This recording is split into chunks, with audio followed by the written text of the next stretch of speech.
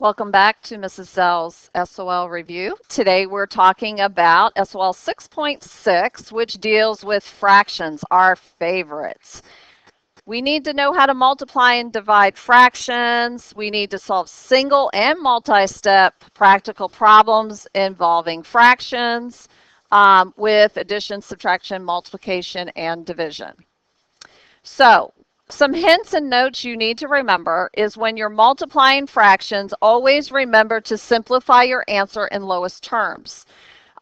When you see 3/4 times 2/3, you could either simplify a fraction as like 2/4 and reduce it to 1/2, so up and down, or you can do we call it cross cancel. So I know that 2 goes into 2 one time. I know 2 goes into 4 two times. I know that 3 goes into 3 one time and 3 goes into 3 one time. So when you multiply these two fractions, you end up with 1/2. It's just a much simpler way to reduce your fractions. It'll make your multiplication a lot easier. You'll be able to do it in your head.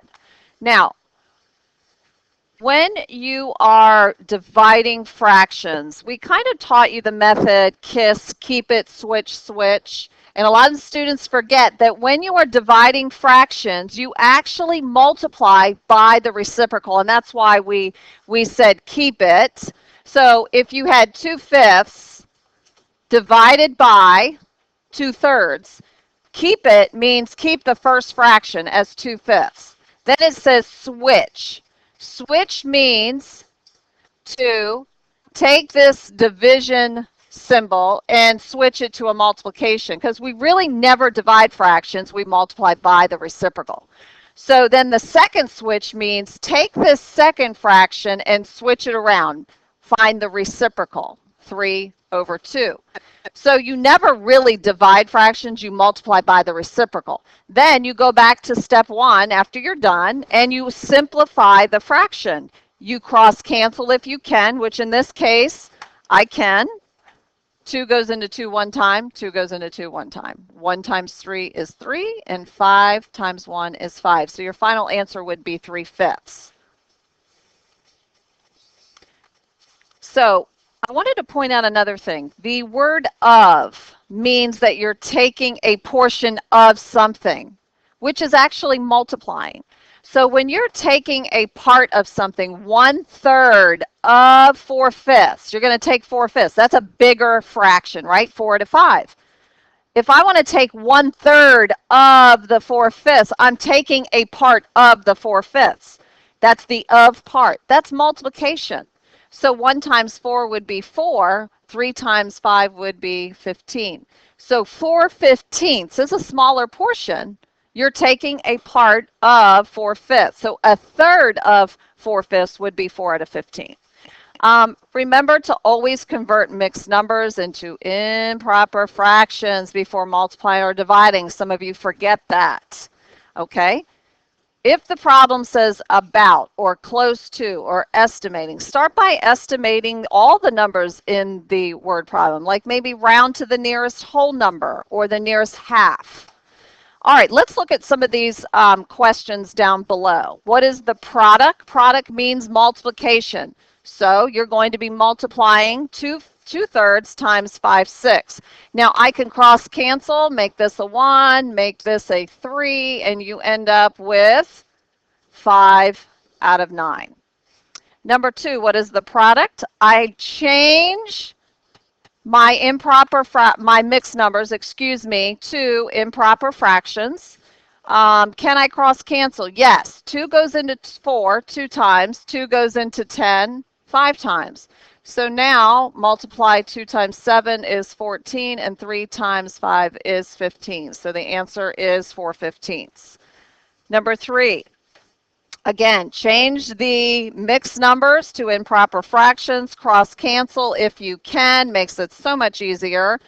You get 39 over 5, which ends up being 7 4/5.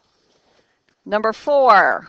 What is the quotient of 3/7 and 9/14? Cross cancel. This one's nice because you can cross cancel both. 2 over 3. Number 5, quotient means division. So you are going to take 2 3/3. You're going to change it to 11/4. Don't switch the sign until after you have rewritten the problem as improper fractions, as I did here. First, I just changed them to improper fractions.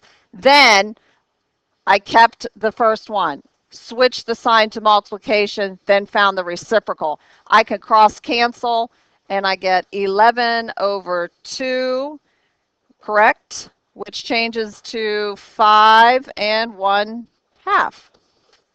Number 6, what is the quotient of 3 1/8 and 1 1/4? I first changed them to improper fractions, and then I multiplied by the reciprocal here. I can cross cancel, and my answer is 5/2, which equals 2 1/2. All right, let's look at these word problems. They are difficult. You have to read them. You need to highlight the important terms.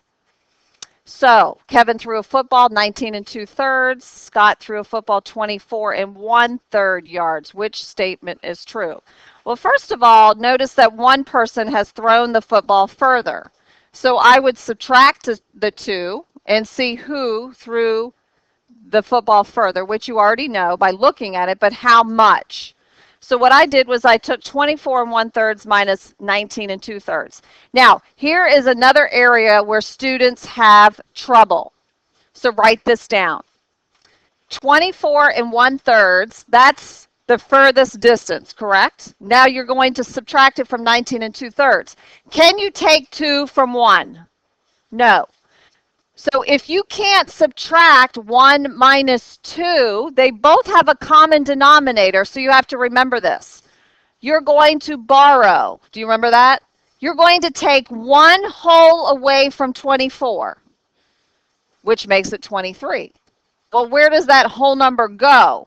Well, we're going to put it on the other side, and I'm going to add a whole number over here. I'm going to use 3/3 because that's the common denominator. 3/3 equals 1. I took 1 away, made it 23, and I added it over to the right side. So now I have 23 4/3 minus 19 2/3. A lot of students have trouble with regrouping, so make sure you write that down. Now I can subtract, and you should get 4 2/3. And the answer to this question was B. Scott threw the football 4 2/3 further than Kevin. So you have to know how to regroup. Number 8, the length of the rope is 21 3/8. James cut. So if you're cutting something off, you're subtracting from this length of rope to use on a project. Exactly what was the length of the rope remained unused? The reason why they did this problem was they wanted to see if you could subtract and regroup. Well, first, you have to find a common denominator. So the first thing we need to do is to find a common denominator, which is 8. So we're going to leave this as 3/8 times 2, which gives you 6. Now, I can't take 6 from 3, so I've got to do the same thing. I'm going to go next door. I'm going to borrow 1 whole, make this a 20. I'm going to add 8/8, which equals 1 whole. The reason why I'm doing 8/8 is because the common denominator is 8. Now, you have to add these two fractions together. Remember, when adding, you keep the common denominator as 8. 3 plus 8 is 11. So 11/8 minus 6/8. Now I can subtract. So 20 minus 2 is 18 and 5/8. You will see regrouping on the SOL test. So you need to know how to regroup. All right, last one, number 9. You have to know that there are 7 days in a week because Matt plans on running 5/8 of a mile every day this week. That means 5/8 of a mile on Sunday, 5/8 of a mile on Monday, 5/8 of a mile on Tuesday, and so forth. So you need to add those all up or multiply by 7. So 5/8 times 7 over 1. Can you cross cancel? No. You get 35 over 8. And that equals 4 3/8. Are we done? No.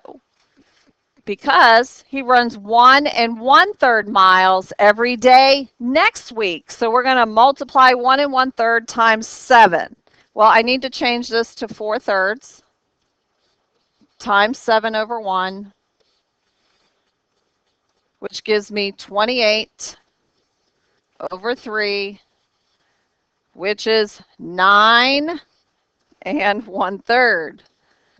Now, what is the question asking? About how far will he have to run at the end of 2 weeks? So I found out how much he ran during week 1 and week 2. Now I have to add them together. Well, look at your common denominators. I have an 8 and a 3. I've got to make common denominators first. What's the common denominator? What? 24. Thank you. So my common denominator is going to be 24. And I'm adding, correct? So that would be 9, and this would be 6, correct? Yes?